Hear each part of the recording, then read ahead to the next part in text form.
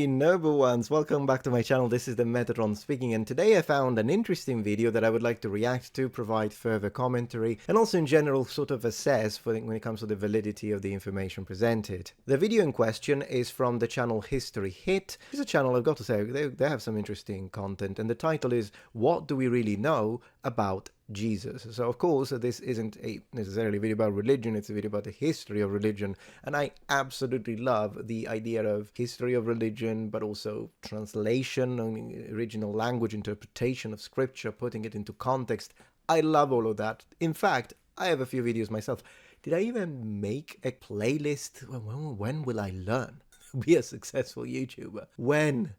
Oh, I did. Okay, I take it back. I did. So I've got biblical interpretation and history of religion, 13 videos. And is there a way to see the content? Yeah, here it is. So we've got truth about biblical, accurate name of God, Adam and Eve, demons, angels, the missing facts of Jesus' arrest. I got quite a few things. And one of the kind of older videos that I made was, is Jesus historical? And then the one about Jesus's most plausible ethnicity based on the sources and the historical and cultural context. Now, this is a video that I made a long time ago, and I'm actually thinking of remaking it, doing it now with all the new information. So if that's something you'd like me to do, absolutely, let's cover it. But today we can see how they approached on this channel since... All right, lady, hit me with the knowledge. Come on. No, he didn't invent Christianity.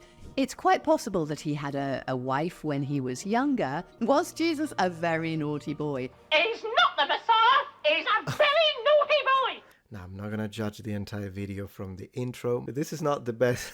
What the heck was that? Oh my gosh, what did I click myself into? 12 Olympians helped my life. Hello, my name's Helen Bond, and I'm Professor of Christian Origins at the University of Edinburgh. Okay, good. Qualifications, appreciate that. They mean nothing to me though these days, I'll be honest with you. There have been a few professors that have been absolutely horrible, but then there were also other professors and experts that instead I really liked. I'm coming here, complete neutral, no expectations. This could be great, this could be horrible, let's see. I'm also co-host of the podcast Biblical Time Machine. And I'm here today to answer, or to try to answer, the most often Googled questions about Jesus. Well, I like that she's very smiley, so I appreciate that. So here we go. Please. Was Jesus called Jesus? Yes, he was probably called Yeshua, which is the Aramaic version of Jesus. It just means God saves, and was quite a popular name at the time. Jesus is the Greek version. Okay, so that was all for the answer. I'd like to expand on that a little bit then, because it is a good answer. Was Jesus called Jesus? Now, of course, Jesus is in English. The Greek name that she mentioned is also then the Latin name, which is Jesus, which, by the way, is my middle name in Latin. Yes, it is. My name is Raffaello Jesus. So, yeah, my middle name is in Latin. So that would have been the name written on the cross. Jesus Nazarenus Rex Judaeorum, so Jesus of Nazareth, King of the Jews. But when it comes to the actual original name in the language that he spoke, which would have been Aramaic, we have a few versions. So the Yeshua is the one that she's using, absolutely. There will be kind of a middle version. You have the long, complete version, Yehoshua, and then you have the shorter version, probably for his friends and family, which would have been Yeshu. So Yehoshua, Yeshua, Yeshu. Now, did you notice that she said it was a very popular name? And then God saves. Absolutely, it was extremely popular. Also because first, and we don't really get that impression as reading the Bible, because when we read it in translation, we see the name Jesus only being referred to him. But not only, there would have been a lot of other Yeshua or Yehoshua around in that area specifically, but we have another one in the Bible, and it's Joshua. So Joshua and Jesus in the original language, in Hebrew, because the Bible is written in Hebrew, have the exact same name. It's just that they have been translated differently in English, just to make it easier to distinguish between the two obviously separate individuals. But in reality, they had the exact same name. Last but not least is the specific historical context. The fact that the name was so popular was not just because it was popular in use due to a religious connotation, that too, but also because remember that at this time and specific moment, we are in the Roman province of Judea. And of course, the Jews were not very happy with that. So they were waiting for a Messiah. They were waiting for someone who would save them. Was Jesus born in Bethlehem? Now, this is a little bit more complicated because certainly Matthew and Luke want you to think that Jesus is born in Bethlehem. This is the town of David. And so there's clearly legends and stories that Jesus was born there. But the difficulty is that the stories that we have in Matthew and Luke's gospel, the only birth stories we have, date from the late 1st century. So that's quite a long time after Jesus was actually born. It might go back to genuine recollection, but it might also be that Jesus was just born in Nazareth, and then these stories developed later, deliberately trying to link him to Bethlehem, the city of David, because people want to say that Jesus is the second David. Well, there is a lot to unpack here, and I want to respond to this. I think in this case, the position that she's taking is twofold, and there are two main elements, and I would like to respond to both. Element number one is the idea of misrecollection due to time elapsed. So, in other words, as she said, event proper, it's been a few decades since that period, and therefore people misremember. Think it was born in Bethlehem, but who knows, it's been a few decades. So the first one is mnemonic and unintentional. The second one is instead intentional, in the sense that she thinks maybe because people wanted to present this idea of a new David, although then again, rather than a new David, I would say would probably be a matter of prophetic legitimacy and at the same time lineage. But if that were the case, of course, it would be an intentional misrepresentation where they know that he was born in Nazareth, but they say Bethlehem for the aforementioned reasons. Now, these are very different, so let me handle them separately. In my opinion, the first of the two is the least probable, in the sense that, well, just because something happened a few decades ago doesn't mean that I'm going to forget it. First and foremost, I was born almost 43 years ago, and I can assure you that my cousins and friends did not forget that, even though it's been 4 decades. Of course, a complete stranger might misremember. I tell him that I was born in Palermo, and then after 50 years, someone asks him and he's like, I think it was born in Roma. He might misunderstand or maybe say another town in Sicily. Was it Catania? Was it Palermo? I get it. But someone really close to you, if you are just like it was in the case of the Gospels and the writers and the authors of the Gospels, he would have been a close friend, a master, someone they respected extremely, someone they would have held on high esteem, someone they broke bread with, someone that they spent daily time with, someone they ate with, someone they suffered with, someone like all of that doesn't just get erased by a few decades. Even if we are talking 50 years, 60 years later, and I'm like in my old age, I'm not going to forget where my cousin was born. I'm never going to forget where my friends from elementary school were born, particularly if I'm still all there. So the idea that this is unintentional because it's been a few decades, to me, is a complete non-argument, and I don't believe that should even be considered or taken into consideration. Now, the second position that she's presenting, the idea that this was intentional misrepresentation for legitimacy reasons, I would say, but she says to say second David and whatnot. I struggle to believe that, but I do have to admit my own bias in this, in the sense that, of course, being brought up as a Christian and being a Christian, I do have a tendency to clearly believe what the Gospels say. On the other hand, when I try to approach this as a historian, I don't even consider myself to be a fully fledged historian, history enthusiast, academic, teacher, educator, then I have to recognize my bias. I am being selectively biased in this, and therefore I do want to give her position the respect that I should give her as an academic. So, is it possible? Sure. I'm open to the possibility that he was actually born in Nazareth and he just changed it. With that being said, I think the best academic thing to say in this case is that we don't know. We have no way to know. The records mention Bethlehem, and therefore I think that that's what we've got to work with. It's not much, and then when it comes to the legitimacy of the Gospels as historical records, I'll make a dedicated video. But we don't have enough to say one or the other, and therefore it's good that she presented it. I appreciate it, but I can't really comment on it from a historical or academic perspective because there isn't enough to build a strong case, and all evidence we have are anecdotal and circumstantial. Was Jesus real? What archaeological evidence is there for him? Archaeological? Well, the first bit, was Jesus real? Yes, I think there's good reasons to think that Jesus was real. Certainly his followers start to talk about him within a couple of decades of his death. There's not any archaeological evidence for him, But then who would have archaeological evidence? What would be left of any of us after 2,000 years? Okay, so in this case, I have to kind of play a little bit devil's advocate because on one hand, I do agree with the overall statement that she made. She believed that Jesus was a real historical, so do I. And when I say this, I also say it not only from the perspective of my faith, I'm not even sharing that with you right now because it's out of the question, but I mean, even as someone who's enthusiastic about history, I've made videos where I say I do think that there are more pointers towards the idea that he was a real historical personage or character than he wasn't, or that he was completely made up.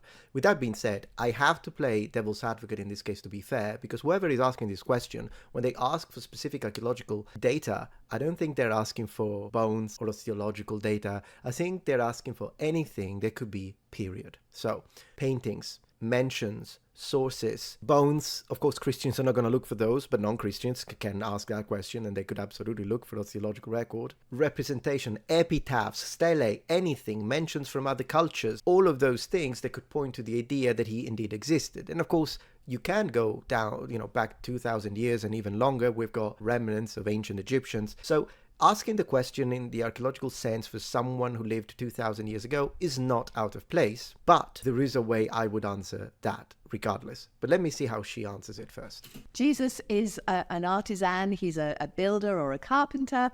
He's not going to leave any evidence of the archaeological world, so I don't think we should be too worried that we don't have archaeological evidence.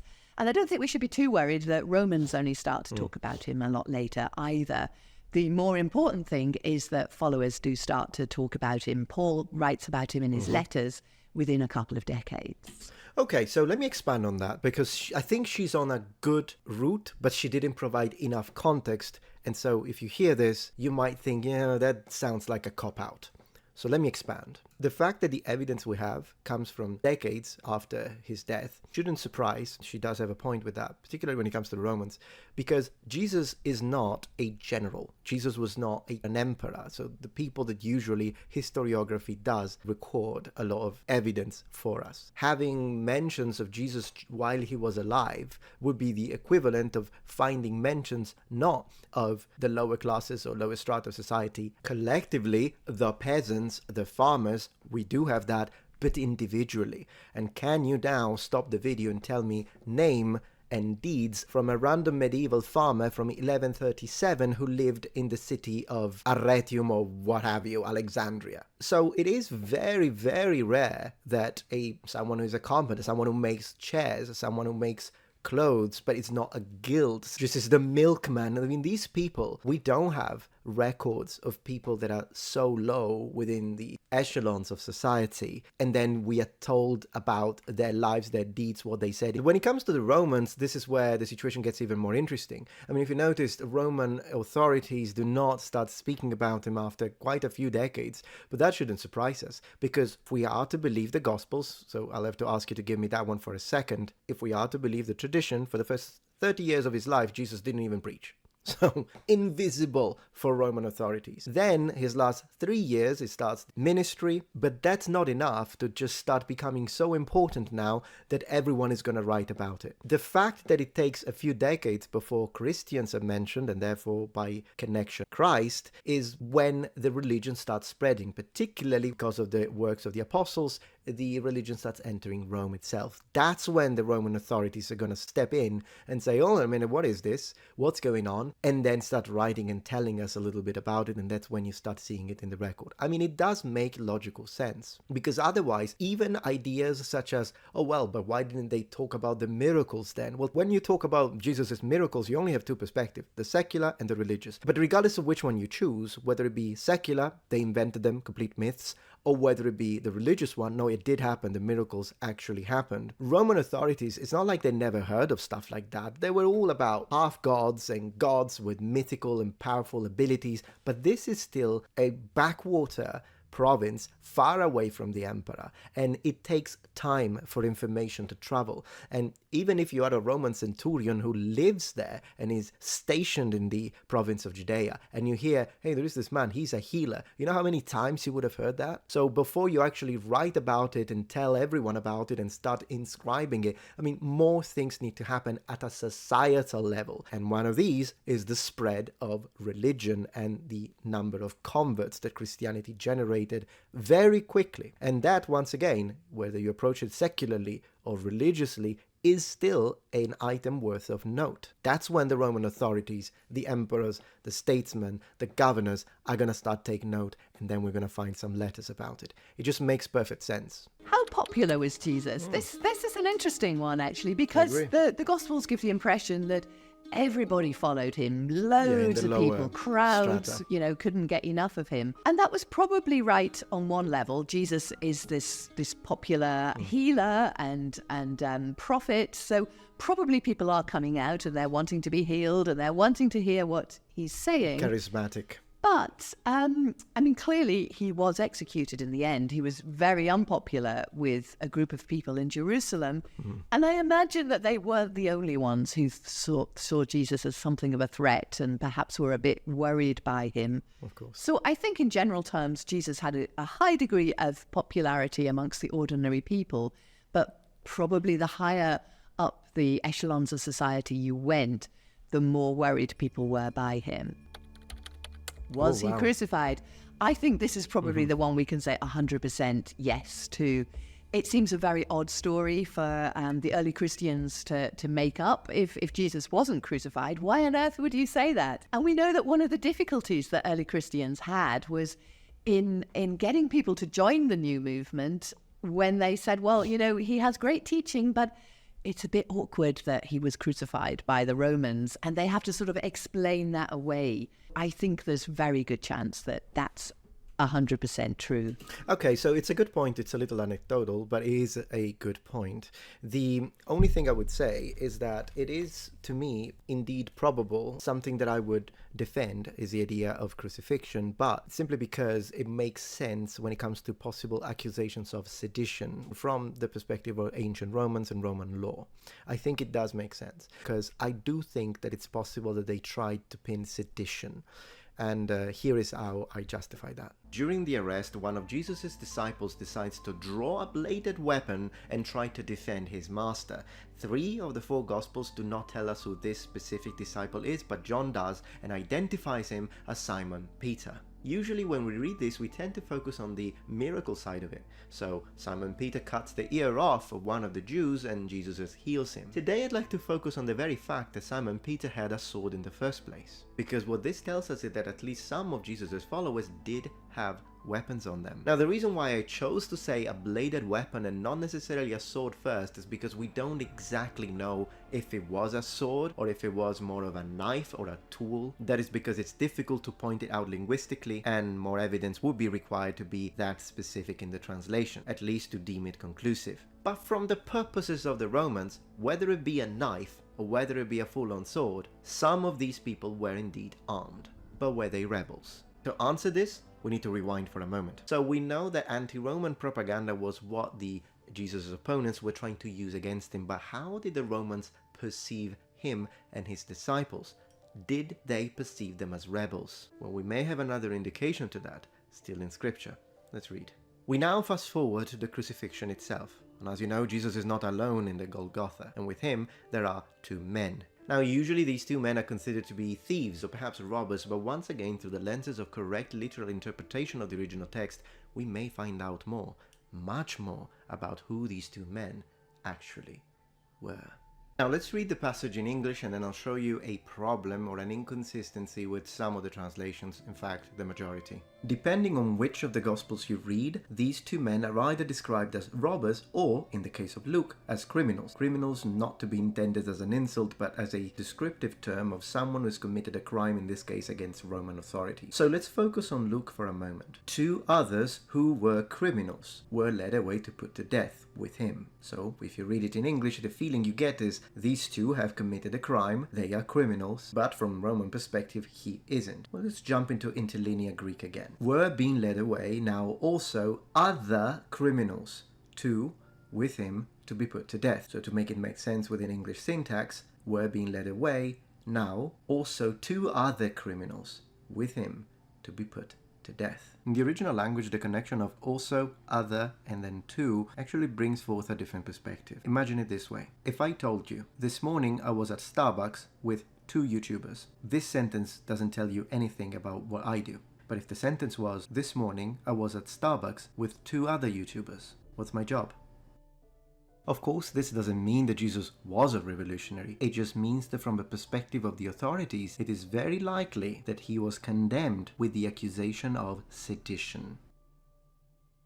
If you're enjoying this video so far, please take a moment to check out my Patreon page. With as little as a $5 support, you can help us ensure that we can continue to produce high quality and high researched content. And at the same time, you get access to polls, extra videos, unlisted streams, and much more. Thank you so much.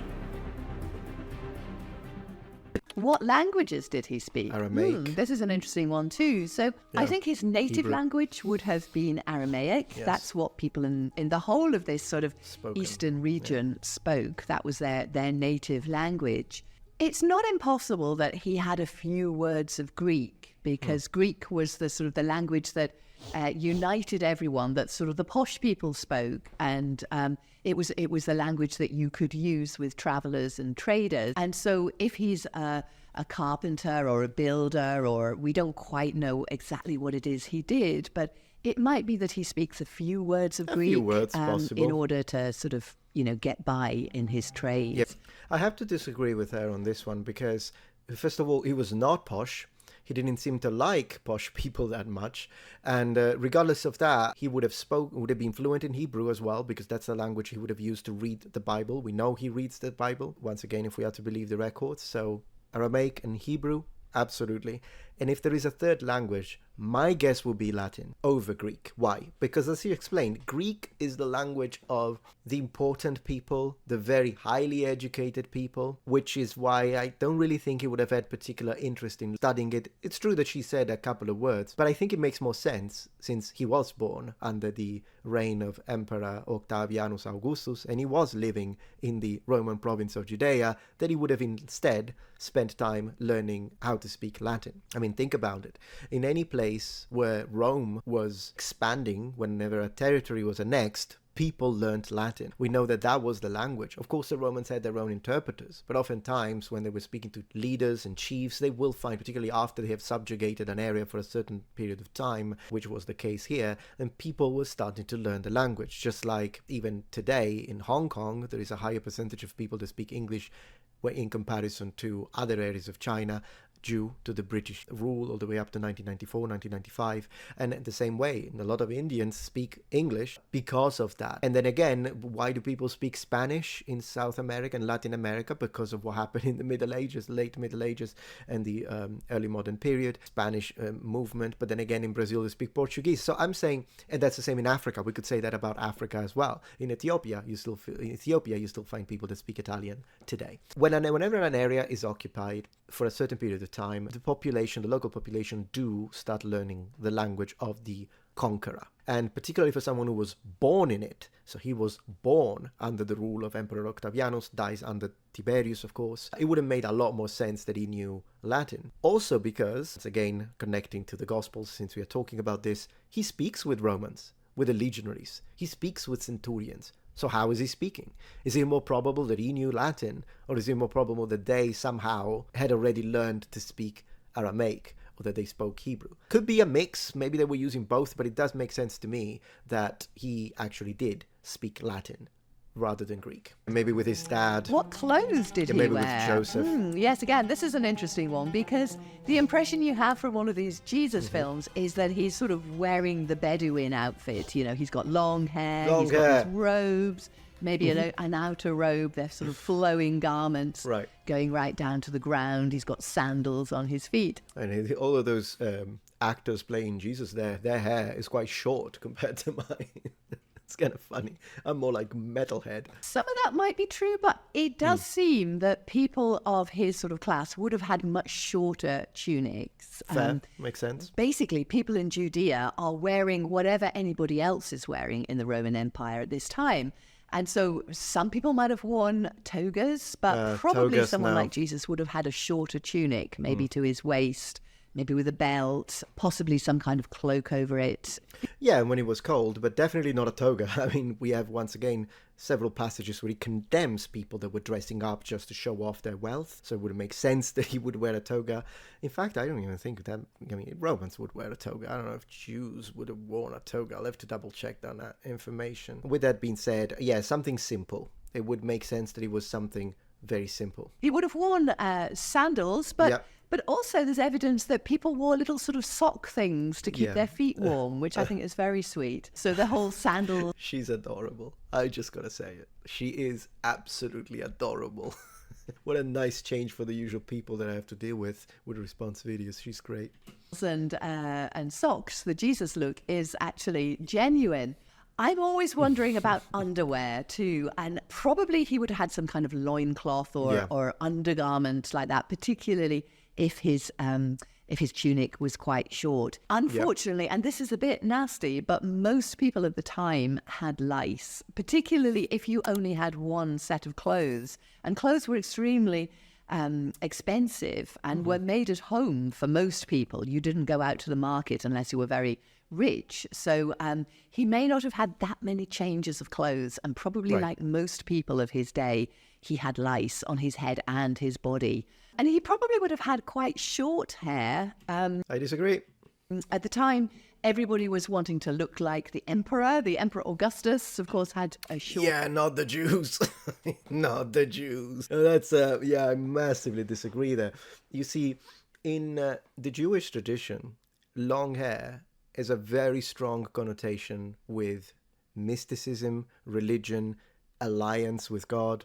Look at, for example, the Nazarite. Now, of course, I do understand that that's a debated issue. Was he a Nazarite? Was he not a Nazarite? And I know that there are people arguing on both sides. But regardless, there was this connection between letting your hair grow as a way to symbolize your alliance with God. And also do remember that every Jewish person, every Jew, should I say, was brought up with the story of Samson and the strength that he got because of his long hair, which was a commandment directly from God. And then there are lots of mentions, like hair, long hair in particular, in the Bible has a lot of mentions. Now, I know that someone is going to write Paul. I'll make a dedicated video to respond to Paul directly when it comes to, and also because he's not writing a letter to everyone. He's writing a letter specifically to a type of people. And so that's different, and it's a different context. But even Paul, that seems to dislike people like me, so a man with long hair, even he would have been very familiar, not only with the concept of Nazarite, so the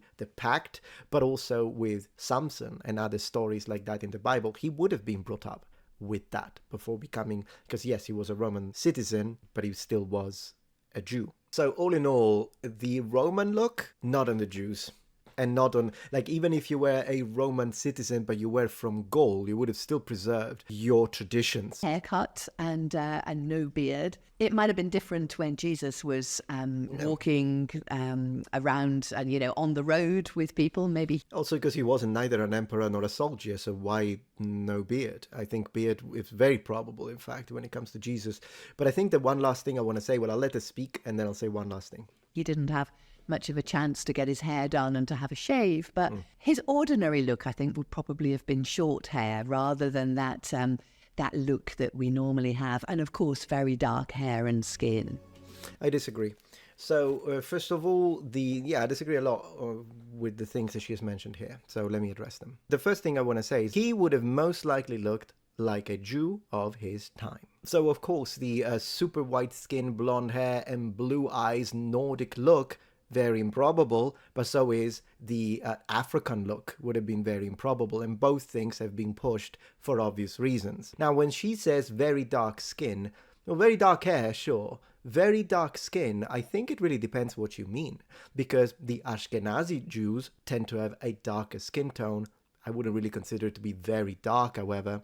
But then there are also other skin tones that can describe Jews that go from a very wide range, from olive skin all the way up to pretty white skin. And I think all of these would have been plausible for a Jesus of Judea of this period. And if I had to take a guess, I would go for an olive skin, maybe tanned, since he was often outside doing manual labor and work. And last but not least, when it comes to the length of the hair, do I think that Jesus had the same hair that I have? No, unless he did some kind of pact. If he did do some kind of pact of sacrifice for God, then yes, he could have very well have had hair as long as mine. But I think that's more improbable. But short hair in the Roman sense, for someone who is preaching that the way you look doesn't really matter, like a preacher, no, I don't think that that makes sense. And then we also have to remember one thing. The words short and long, when talking about hair, are very subjective, because a woman with her hair to the chin, even in the modern day, we still say she's got short hair. But if a man has got the same length of hair all the way down to his chin, some people will already call that long hair.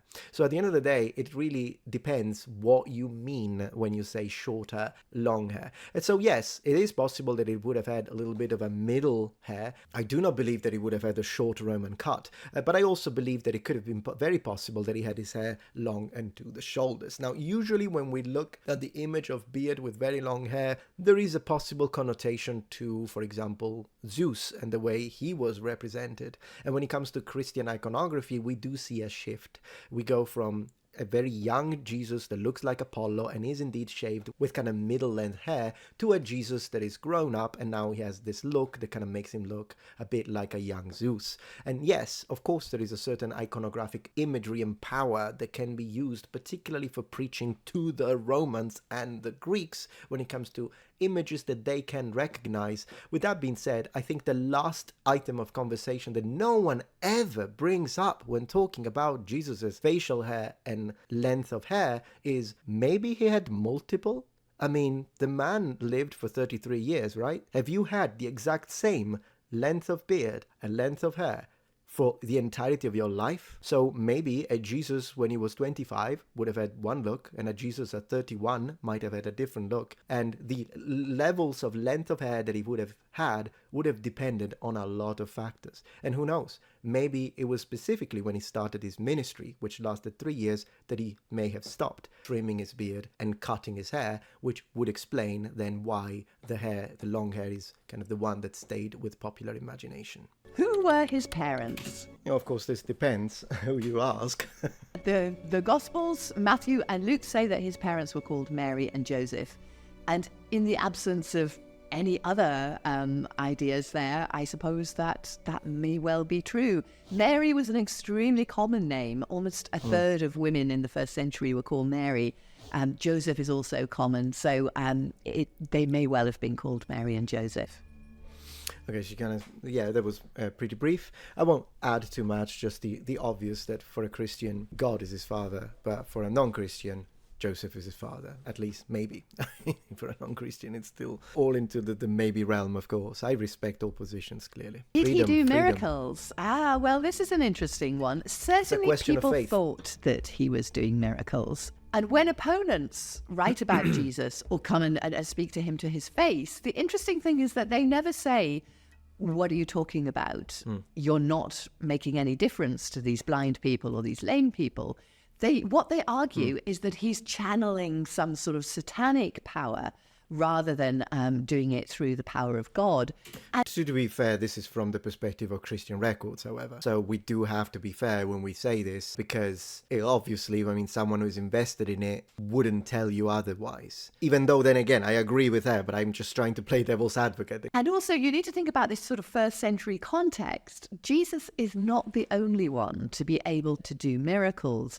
There are holy men in the Jewish tradition who are said to be able to do miracles, who can make the rain come, or who can heal people. There are people in the Old Testament, Elijah, Elisha, people like that who can work miracles. In the Greek and Roman world too, there are people who have these powers. And of course, the god Asclepius is believed to be able to heal people. So this is a world where it's believed that people can heal and people can receive healing.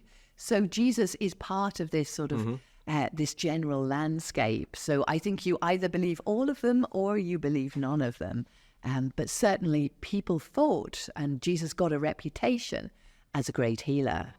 Interesting. Was he born in a barn? Well, Cultural approach to that. according to Luke's gospel, he was born in a stable. Or, I mean, there's a discussion as to how you translate that. Is it part of a sort of a homestead where the part where the animals are? There's also a later tradition that Jesus was born in a cave. The honest answer is we just don't know. It depends how much you trust these birth stories, which are sort of picture language. They're trying to build up a picture of Jesus and to say that he's the promised Messiah. He's the King David II. Maybe he was born in a barn, but we don't really know. What ethnicity was Jesus? There we go. Let's go. Well, we know for sure that he was Jewish, completely Jewish. His parents were Jewish. He would have got... I thought Jewish is follower of the religion, and a Jew is the person, like the ethnicity. But if I'm wrong, please let me know in the comments. I don't want to correct her, and then I'm the one who's wrong. Gone to synagogue. His whole thought world is Jewish. So, yeah, I don't think there's any doubt about that one. Okay, so sure. I mean, maybe I would have expanded a little bit more, but I've already did on this video, so I won't repeat myself. Why did the Romans want to kill him? This is right at the end of Jesus's life, of course. Part of the difficulty here is that he's come to Passover to Jerusalem, and the city is absolutely full of people celebrating the feast. They're drinking, they're having time off work, which they don't normally do in this kind of society. They actually do. That is a wrong statement. The ancient societies, particularly in the classical world, but also in the medieval period, had a lot more holidays, specifically what we would call bank holidays or national holidays, than we do.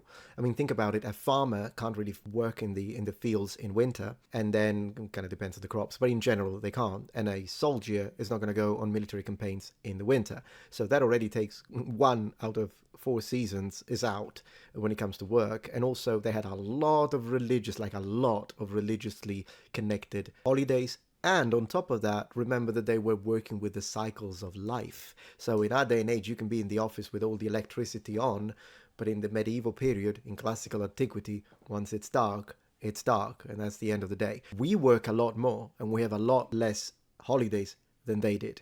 So I disagree with that. And he's sort of giving people this story about the coming kingdom of God, and people are getting very excited by this.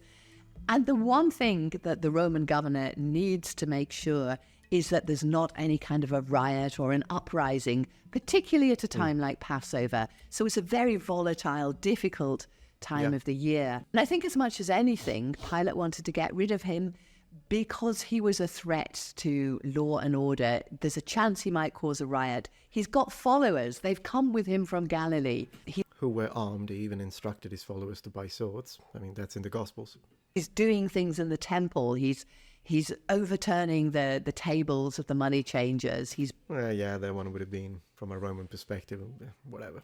Prophesying the temple's destruction. So probably better just to get rid of him and make sure that everything runs smoothly. No, I think, honestly, to give complete context in this case, I don't think the Romans would have done anything if it wasn't for the high priest's pressure.